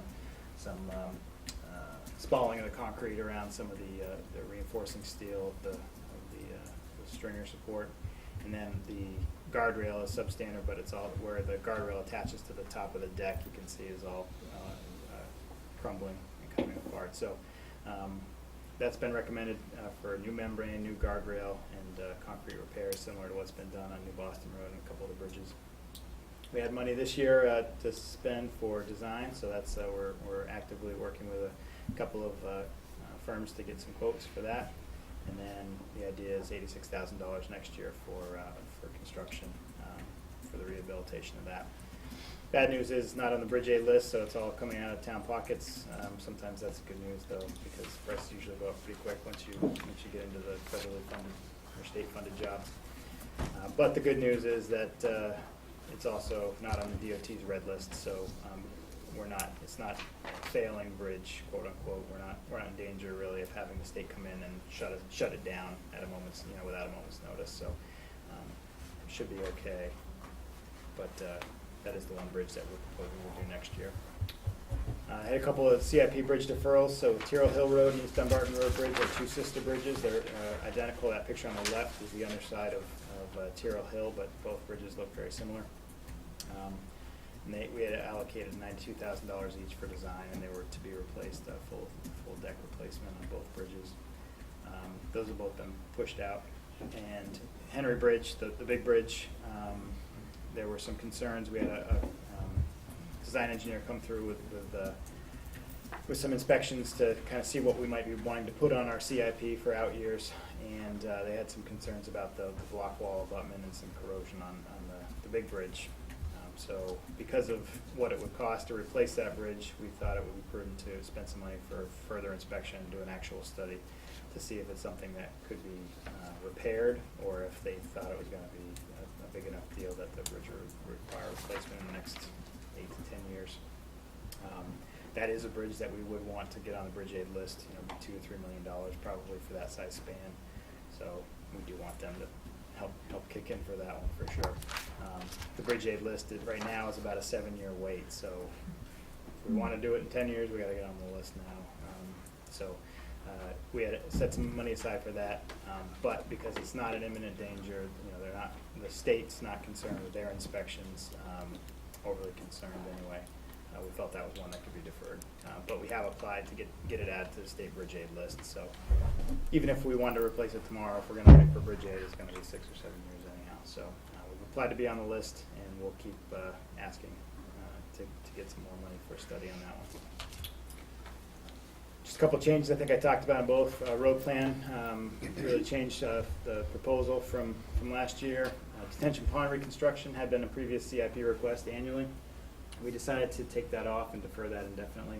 We're going to attempt to do the first detention pond, or the second, I should say, detention pond ourselves this fall and winter. It's work that we think we can do with our crew as things wind down. It's a good fall, early winter project. So we're going to try to do it if we can. We'll kind of use that model going forward, so we may be able to save $70,000 to $90,000 a year if we can do these ourselves as time allows. And then we talked about the capital reserve fund for vehicles, going to a pay-as-you-go strategy. All right, I promised I'd be short, and I don't think I was, so I apologize for that. It's a lot to get through. No points. Okay, if anybody has any questions about any line, anything I missed, fire away. No, but I'll commend you on your budget presentation. Absolutely. Adam, I have one quick question. You said the $450,000 for reclamation would purchase 1.5 to 2.5 miles. So the additional $225,000 would be more mileage then? Right. Okay.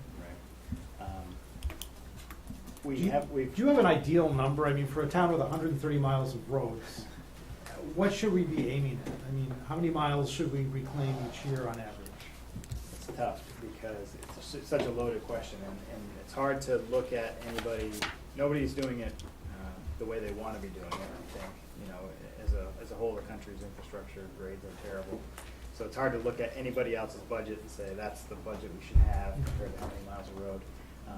Sort of as we're building out our 10-year plan, the things that we're thinking about to get there are we've got about let's see, I'm gonna probably screw this up, but we've got about 2/3 of our mileage is from neighborhood streets, side streets, low volume roads. So 2/3 of it is that. The way we are approaching it is you probably can go maybe twice as long between paving cycles on a side street, low volume road as you can on a main road. So we try to try to load our work to the main heavily traveled streets. And then, does it pass the crazy test? So, if you can't get back to a street for 80 years, it's probably not enough money. 65 to 70 right now is the rate that we're currently at. So to get to something where you might touch every road with a reclaim every 25 years starts to sound a little bit more reasonable. If you get in a good place, you're not required to reclaim every time you visit a road. You can just give it a shim and an overlay, and that buys you some time. The drainage is still good. If you let the roads all get to a terrible condition before you try to put money back into them, then you're forcing yourself to rebuild the road every single time. So you do want to try to get to more of a maintenance end of things, but it's hard with the number that we have to ever get to that point. So try to put as much money, benefit the most people for the least amount of money that we can. Put a lot of our emphasis on heavily traveled roads, and then try to kind of spread the love between the different areas in town and pave a few streets, and try to knock out some of those neighborhood streets if we can. But there's no science. It's a lot of. Years gone by, they planned the roads. And somewhere I can remember, it seems way back a number of years ago, they said, well, that was hazardous material, and they couldn't do it. Is that true? They have, in some states, they have no longer allowed this coal tar. That probably is the product, because of I don't know if it's the fly ash or what's in it, but some coal is radioactive, and some of the material that's in naturally occurring coal is radioactive. But I think it's more the fine particulates that over time, as that layer degrades, it causes air quality problems, and they're seeing rises in asthma and stuff. So I don't know if New Hampshire has officially said that it's hazardous, but I know it's kind of gone by the wayside as more and more states jump off that bandwagon. The other day when you were doing Boston Road, you know, over here by Sarasota, they had a big truck that was laying down a sealer or something for it to mesh back onto the old tire, you know? Isn't that pretty much what they use on the tire? Not anymore. What they use in between the layers is it's called a tack coat, and mostly it's waterborne now. So it's a waterborne with some bitumen, so it's like an emulsion. It's got some asphalt based, but no coal. It's no longer coal based. So they lay that down, and that allows the upper asphalt layer to bind to the lower, so you don't get that peel off and more potholes. Yeah, it just seems that years ago, they used to tar so many roads every year, you know, and they didn't seem to deteriorate like they do today, some of these side streets that you talk about, you know? And some of them are terrible. Got our work cut out for us, that's for sure. It's interesting to know that some towns have gone to bonding. In Bedford, is one of them. They take out bonds to do their road projects, so. There's, like Adam said, there's people are struggling all over, all the towns are struggling on how to handle the roads and how to finance it. So I think what we saw tonight. Yes, along that line, for our two new members, I always considered Public Works as you've got the labor, the equipment, and the talent that you can reclaim any road in a professional standard. And as one of your slides show, four sections of 4 roads you worked on this year, you showed the material costs, right?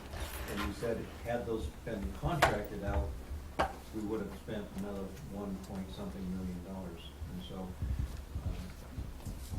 because this town's fortunate, we've accumulated through the years the equipment and the labor and the talent to do the work ourselves. It's, for what you can efficiently program, we save money in the long run. As opposed to many of our smaller communities that haven't grown as large as Goffstown, they depend on a road agent, and consequently, everything is contracted out, usually at a higher price. That's right. And even some larger towns and cities don't rebuild roads anymore. They got away from it for whatever reason, and you pay. What might cost us $200,000 or $1 million project. Yeah. That's a good. It's a big deal. Of course, some of our costs are labor that's already sunk. So, but even apples to apples, if you roll all our labor into it, still quite a savings. We don't have the overhead and the profit that isn't there. Because of the size of your department and the equipment and labor, you have a lot of flexibility as to how to approach the road conditions and solving that puzzle. I commend you. Okay. Move to adjourn. Second. All in favor?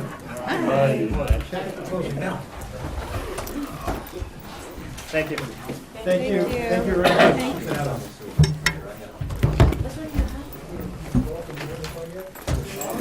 much.